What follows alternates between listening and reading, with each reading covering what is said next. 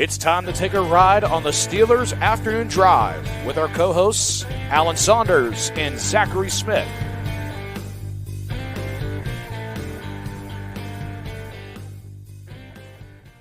Welcome into another episode of Steelers Afternoon Drive. I'm Zachary Smith. That is Alan Saunders. Tomlin Tuesday is back after a week off.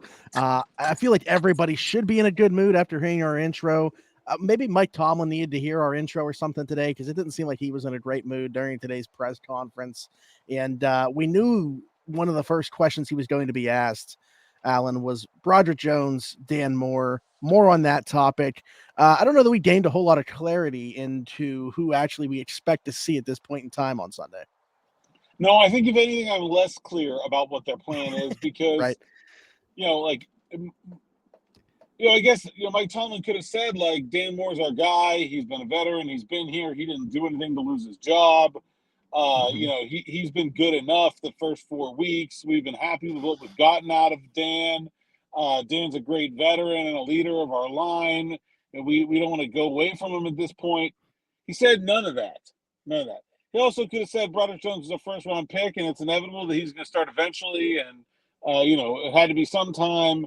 It may as well have been this time, or maybe it won't be this time, and maybe it's going to be – he literally said none of any of that. He didn't say either of those guys is going to play, not going to play. He didn't talk about what the process was at all. He basically gave us absolutely nothing about who the Steelers left tackle is going to be this week, next week, beyond that, and why. Part of it was I don't think we asked very good questions as a media cohort today, but a frustrating lack of transparency for the thing that you knew was going to be the big question this week appears is still going to be the big question. We talked yesterday about how thankful we were that the Steelers gave us something to talk about. Mike Tomlin must not be a big fan of Steelers Afternoon Drive or care about the topics that we have to talk about, because if he was, like you said, he would have made a statement one way or the other, whichever way that would have been, to basically put a stamp on that guy being the starting left tackle, assuming that Dan Moore is healthy enough to go. I guess that's still a question mark too, right? That's the if part of that is he going to be healthy enough to play? Right. I mean, the mistake is asking Mike Tomlin a hypothetical question. I don't know how you avoid it here, but, asked if Dan Moore is the starter when he's healthy. He just said, well, that's a big if. We don't know. He'll get the chance to show what he can do this week. And then he said, but he looked pretty good yesterday. So, which is it? Would the way of wording the question is not even bring Dan Moore into it, just say, is Broderick Jones your left tackle moving forward?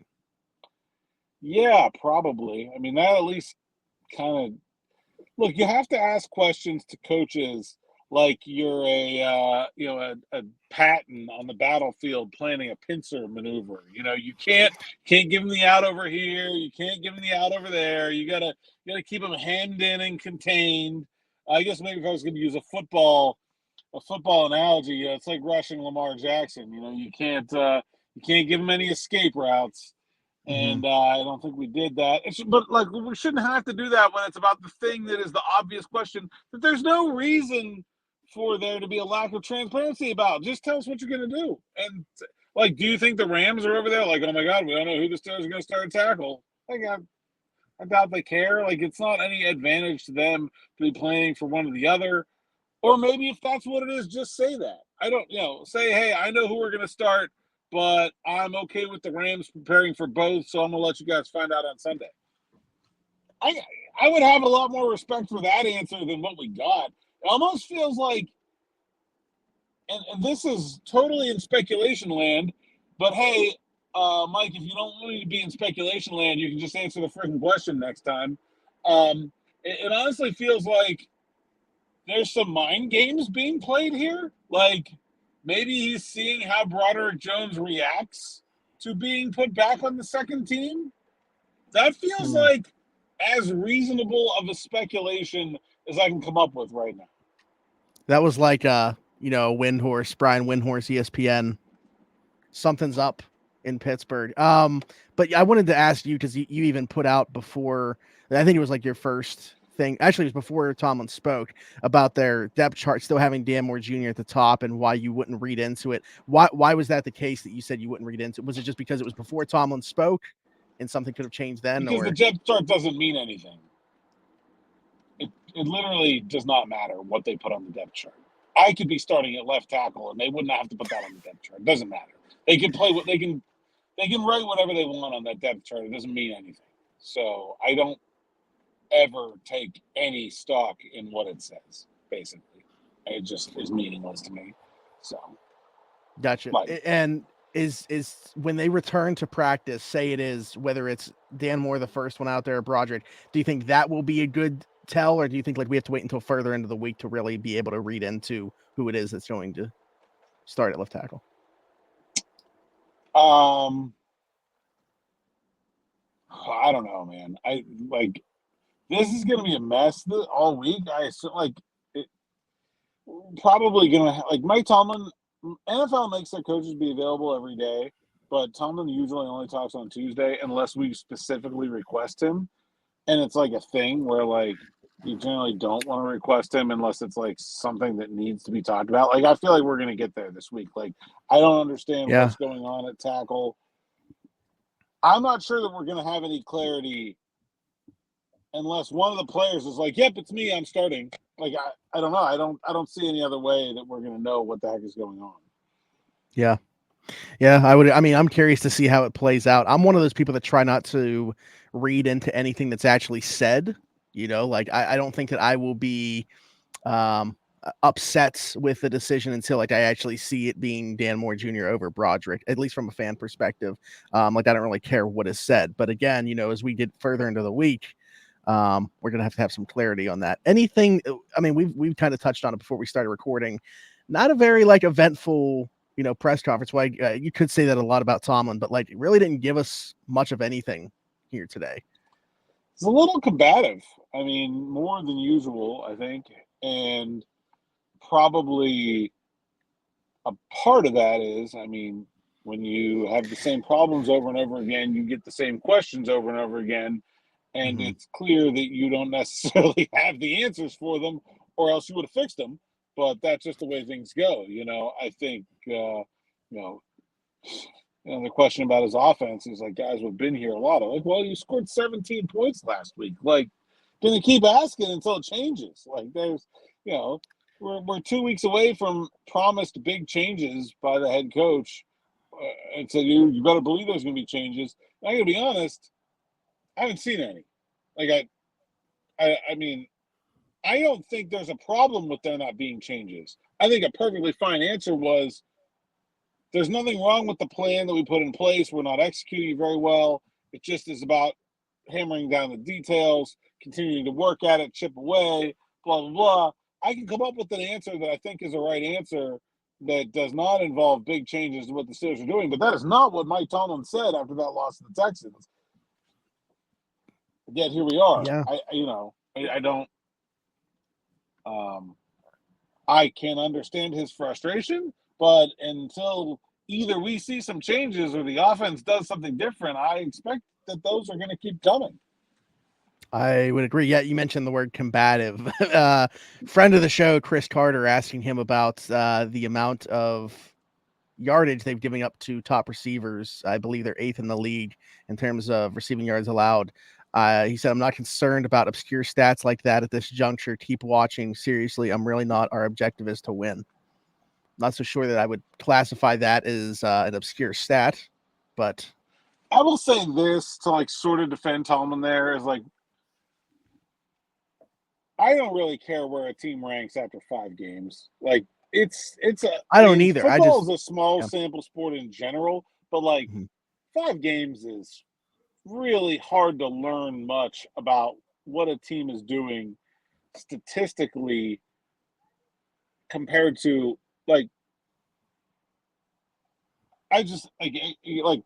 I don't need to know the stats to know that Brandon Ayuk was open on every single play and the 49ers showed mercy and only scoring 30 points in that game. It doesn't have anything to I don't care that you're 8th. You're getting your butt whipped up and down the field. Forget 8th. Let's talk about that. The stats matter far less than the actual butt kicking that has been occurring. Yeah. And I would agree with that. That was just really the point, like with me watching it live as well on the team's YouTube channel, where I was like, oh wow, like he is really, they use the word combative. I think that's a good word to use for this, where I could really tell that it was a little bit more contentious in that room than normal for him. Yeah, it wasn't a friendly day, and I honestly don't think that I didn't think the questions were particularly pointed, or it's not like we were beating them up over some stuff there. Like, I've been in some heated press conferences. I was there for the Pitt hiring Kevin Stallings press conference. Remember that one? Like, I've been in some tough ones, right? Like, This was not that. This is a little bit of defensiveness, I think, from Mike Tomlin about where his team is. I think you can talk about winning as your goal, and they're 3-2, and they've won some big games. But I don't think anybody that looks at this team should see a team that's in a good place or a unit that people should feel good about going forward unless they come through with some of these changes. Yeah, and I feel like it is that way. You mentioned like maybe some of the questions could have been worded better, and that's on collectively the media to do. But I mean I don't know that they were very much different from like a week to week. I think it's because of the repetitiveness of these questions being asked. But again, until there is change, that is going to continue to happen. So you better buckle up for next week's Tomlin Tuesday if they go out and perform the same way that they have through their first 5 games. Yeah, like the perfect storm is like another like 17-15, 17-16 win, right? Where it's like, oh, well, you answered none of our questions and your play didn't either. But here we are again. I don't know. We'll see. We'll see how it goes. I don't care. Just to talk to you guys. I don't care if the press conferences are friendly, unfriendly, mean spirited. It doesn't bother me, and I doubt it bothers anybody. It's professional. I don't care. It's just a interesting psychological evaluation of where the team is based on the head coach's mood, right? I mean, I guarantee you that a 6-0 head coach up there is not sniping back at reporters. Except for maybe Bill Belichick. I feel like he could get mad about anything, anytime, ever. Yeah, I wonder how things are. I mean, obviously, we can see a certain amount from the outside, but I wonder how things are internally up there for a team that's not used to. I mean, over the last few seasons, they've obviously been pretty mediocre, but like not to this level where they are right now, where they're like bottom of the barrel, staring at a top 5 pick. Like, very different situation for them. But this is not the Patriots afternoon drive. I don't think they're. You think they're gonna find their footing a little bit? I don't know. I think they'll be better, but we'll see. Yeah. I wanted to ask you too, obviously, like, again, not a very eventful thing here, but I feel like one thing that we want to touch on, the fan base is always going to be curious about, and questions are always going to be raised about this. And this is kind of going along with the Broderick Jones thing as well, but obviously the playing time of these young rookies. I feel like we've talked a lot about Joey Porter Jr. Is he ready to be a starter on the outside? Should he at least be taking more reps than he has been given? And then like Keanu Benton inside as well. I don't know that there's like as much of a clamoring for him, even though he has been really good, just because he wasn't, he doesn't play that high profile position. He was a 2nd round pick, but not the 32nd pick. What were your thoughts on how Tomlin addressed those questions as regards to their playing time? And is maybe this Rams week, we've talked about this a little bit, but like the way that the Rams play offense, we see a lot of 3 receiver sets. This could be a week where we see more Joey Porter Jr. Yeah, I think it's pretty clear that the team has a plan for Joey Porter and Keanu Benton in terms of gradually increasing both their playing time and their role to get to a point where they're roughly a full-time player. I don't think either of them is quite there yet. I think it's easy to get sidetracked by looking at positive results versus negative results when you have a player that's playing a really sheltered and specific role.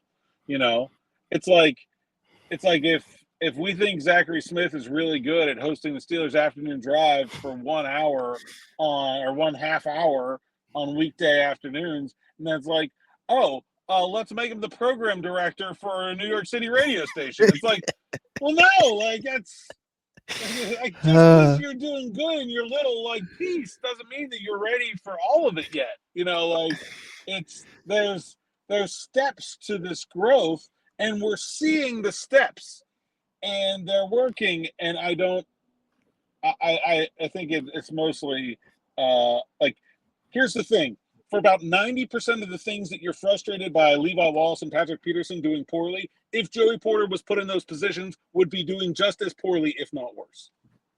He's not a better player. He's just being put in better situations because they're being careful with his development. And that's a good thing. That's smart. It doesn't mean that he's just leaps and bounds better than those guys. It means that he's doing one job and doing a good job of doing one job, and now he's getting some more little pieces, and that's going to continue. The real problem here is that Peterson and Wallace are not playing as good as they can. Okay, but that doesn't have anything to do with Porter. And also that Shannon Sullivan is not playing very well. They don't seem to have a good option in the slot. Like, they do need to get Porter on the field more. This is a week where I think we're going to see even more than we did last week, where he played maybe 3 series, I believe, on defense in that outside corner role. I think we could see more than this. I probably won't see him in base defense, but I don't think this is a big base defense week. I think it's more of the nickel this week with the 3 receivers in Atwell, Nakua, and Cooper Kupp. But yeah, we'll see. I think we'll see more Porter. Benton, I think they're probably already like closing in on his kind of like what is the gas tank there? Like that's right. I mean, like okay, he played like 35 snaps a game in college. He's playing about 30 in the NFL. Like, how much more do you want out of him? I do think, like, okay, so last game he was where, like 30, 35 snaps, something like that. Mont Adams was like closer to 50. Like, okay, so there's like 10 more snaps to give there. Like, that's what that's telling me. Like, okay, like he'll get there. I'm not worried about him. And honestly, I think Mont Adams has played pretty darn well. I agree. Yeah. And so I don't feel like there is the same uproar about Benton simply because the other guys at his position have not played poorly like Wallace and Peterson have. But I don't think that there's – to me, that's nothing. Those guys are doing exactly what I thought they were going to do, and they're doing a good job of it, and they're going to continue to, and they'll get there. But I don't think – I feel like there's this sentiment within the fan base that's like, man, if the Steelers just fired Matt Canada, had literally anybody else as offensive coordinator, Keanu Benton started and played every snap, Joey Porter started and played every snap, Broderick Jones started and played every snap, they'd have won every game this year 50-0. Super Bowl. No, they'd still be 3-2. In fact, they might be worse. Like I would say there's a better chance that if they had done those things, they would be worse than better right now. Like, that's not the answer. They've got to play better, but like, there are no easy fixes here. None. Like, that's, and I understand that's a frustrating answer. That's why Mike Tomlin's frustrated too. But like, playing a rookie who's not ready for a bigger role more than he's ready for is how you get Kendrick Greens and Dan Moores in the first place. Like, we've seen that. We know it's not good. I don't need to see it again. Well, Alan, this isn't how I planned on telling you, but to bring this back to full circle to how you started talking there, I actually have accepted a position to take over all podcasts that come out through the ESPN platform. So this will have to come to an end, unfortunately. Hope you can replace me. No, but seriously. But the thing is there with those two, right? Like, you can work them into those roles like that. You like left tackle. You're not going to play, Broderick for like 30 snaps and have Dan Moore come in. Like, that is not a thing. It's kind of like all or nothing. Is he your left tackle? Yeah. And that's why I think Broderick has to play. I don't see any way around this right now. Like, he has to play. I can't. I don't know what they're doing. I don't know what they're thinking. I don't see it. I think he's got to play. I 100% agree. The last thing that I wanted to bring up was actually an article that came out with a trade proposal. I don't know that I expected to see this, but I guess, we're kind of at that point of the season now. 2 weeks from today, right, is the NFL trade deadline. So Naji Harris. Yeah, Najee Harris for a second-round pick thrown into this article from USA Today. Alan, what do you think about that? I'm not sure a second-round pick is enough to get it done for me, but I don't think the idea of the Steelers trading Najee Harris is crazy for a couple reasons. One, look, they have two running backs that are both better than their starters at lots of other positions. Would you agree with that? Yeah. Like I think Jaylen Warren is one of their better players. Okay. Mm-hmm. Now, Jaylen Warren is not of the pedigree where he is going to be worth a lot to another team, but Najee Harris is. So if you're going to trade one to try to make an impact somewhere else, Harris is the only one that makes any sense. So if the classic thing that you do as a team is that you trade from your strength to fill weakness. And I think that running back right now, starting running back, is a strength of the Steelers. And if a team wanted to blow them away with an offer for Najee Harris, I think they would consider it. I don't think a second-round pick is that offer. Like, I think they would need significantly more than that. Whether it's something that fills some kind of need directly or a better asset in return, I just don't see that being like I can't see them trading Najee Harris for a second-round pick right now. Yeah. But I could see that trade, a Najee Harris trade being made. I'll say that. I think that isn't just crazy. I'm not just going to dismiss it as crazy talk. Like, I think there's reasonable analysis there that this is something that makes sense for the Steelers to be looking into. Yeah, I mean, they traded Chase Claypool last year, obviously, for a second-round pick, and they've obviously got really good value on that one. But I will say, you're talking about just one piece of the offense as opposed to the entire guy running it. But is there something to be said about, again, they're trying to win games. They feel like this team can make the playoffs. If they want Najee Harris to be a part of that, are they even going to be a team that's willing to trade off assets for future assets with the position that they're in? Well, that's sort of what I'm getting at. Like, I feel like if the trade is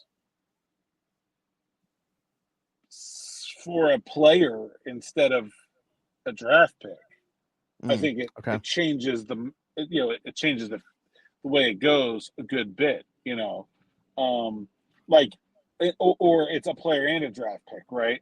So, I think there's ways that this could work. I don't think Najee Harris for second round pick is that.